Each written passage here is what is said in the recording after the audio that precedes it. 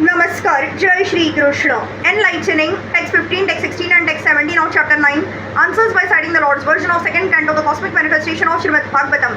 Text 15. Dadarsha tatrakhila sattvatam patim, Shri Yaho patim, Yajnapatim, Jagatpatim, Sunanda Nanda, Prabalara Hanadi Bhiha, Swaparshada Graiha, Parisevitam, Vibhum. Lord Brahma saw in the Vaikuntha planets the personality of Godhead, who is the Lord of the entire devotee community, the Lord of the goddess of fortune, the Lord of all sacrifices, and the Lord of the universe, and who is served by the foremost servitors like Nanda, Sunanda, Prabala, and Arhana, his immediate associates. When we speak of a king, it is naturally understood that the king is accompanied by his confidential associates like his secretary, private secretary, aide de camp, ministers, and advisors. So also when we see the Lord, we see him with his different energies, associates, confidential servitors, etc. So the Supreme Lord, who is the leader of all living entities, the Lord of all devotee sects, the Lord of all opulences, the Lord of sacrifices, and the enjoyer of everything in his entire creation, is not only the Supreme Person but also is always surrounded by his immediate associates, all engaged in their loving transcendental service to him. Text 16. Bhrutya prasada bhi mukham drugasavam प्रसन्न हसारुण लोचनाननम किरीटिनम कुंडलीनम चतुर्भुजम पितांशुकम वक्षसि लक्षितम Shriya. The personality of Godhead, seen leaning favorably towards his loving servitors, his very sight, intoxicating and attractive, appeared to be very much satisfied. He had a smiling face decorated with an enchanting reddish hue. He was dressed in yellow robes and wore earrings and a helmet on his head. He had 4 hands and his chest was marked with the lines of the goddess of fortune.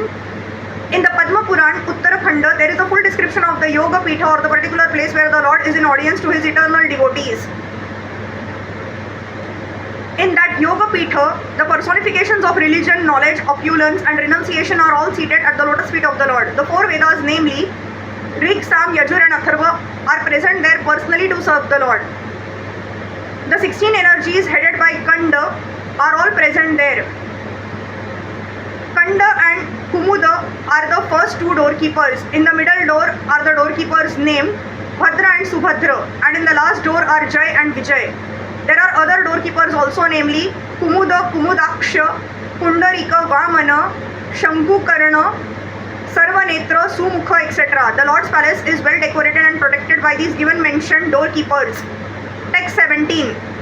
Adhyara Haniyasana Masthitam Param Vrutam Chatuha Shodasha Panchashakti Bhiha Yuktam Bhagaiha Swairi Taratra Chadru Vaiha Swa Eva Dhamana Ramamana Mishwaram.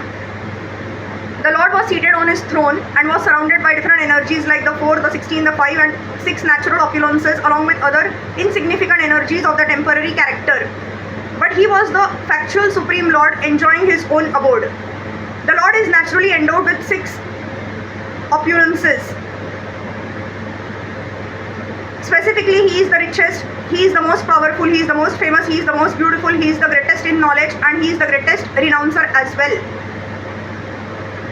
And for his material creative energies, he is served by 4, namely the principles of Prakriti, Purusha, Mahatattva and Ego. He is also served by the 16, namely the 5 elements earth, water, air, fire and sky, the 5 perceptive sense organs, the eye, ear, nose, tongue and skin, and the 5 working sense organs, the hand, the leg, the stomach, the evacuation outlet and the genitals and the mind. The 5 includes the sense objects, namely form, taste, smell, sound and touch. All these 25 items serve the Lord in the material creation, and all of them are personally present to serve the Lord. The insignificant opulences, numbering 8, the Ashtasiddhis attained by yogis for temporary overlordship, are also under his control, but he is naturally full with all such powers without any effort, and therefore he is the Supreme Lord. The living being, by severe penance and performance of bodily exercises, can temporarily attain some wonderful power, but that does not make him the Supreme Lord. The Supreme Lord, by his own potency, is unlimitedly more powerful than any yogi. He is unlimitedly more learned than any jnani. He is unlimitedly richer than any wealthy person. He is unlimitedly more beautiful than any beautiful living being. And he is unlimitedly more charitable than any philanthropist. He is above all.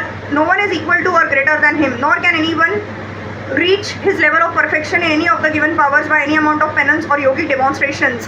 The yogis are dependent on his mercy. Out of his immensely charitable disposition, he can award some temporary powers to the yogis because of the yogis hankering after them.